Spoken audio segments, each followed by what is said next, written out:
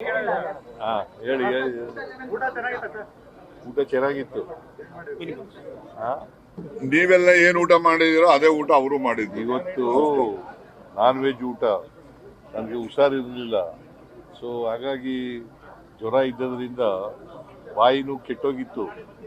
Non veg ಸಿಕ್ತಲ್ಲ, ಕೋಳಿ ಸಾರು, ಇಡ್ಲಿ, ಕಾಲ್ soup, ಆಮೇಲೆ ಎಂಥದ್ದು ಚಿಕನ್, ನಾಟಿ ಚಿಕನ್ ಇವೆಲ್ಲ ಇತ್ತು, ಚೆನ್ನಾಗಿತ್ತು.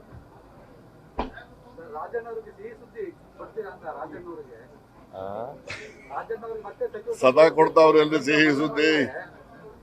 ಯಾವಾಗಲೂ ರಾಜಣ್ಣನ ಜೊತೆ ಸಿಹಿ ಸುದ್ದಿನೇ ಇರೋದು.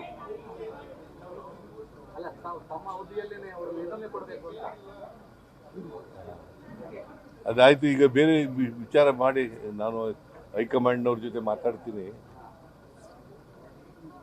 ಮಾತಾಡಿ, ಬೇರೆ ವಿಚಾರ ಏನಾದ್ರು ಇದ್ರಿಯಾ?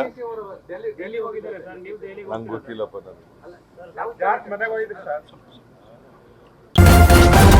ನ್ಯೂಸ್ ಫಸ್ಟ್, ನಿರ್ಭೀತಿಯಿಂದ ನಿಮ್ಮ ಪರವಾಗಿ.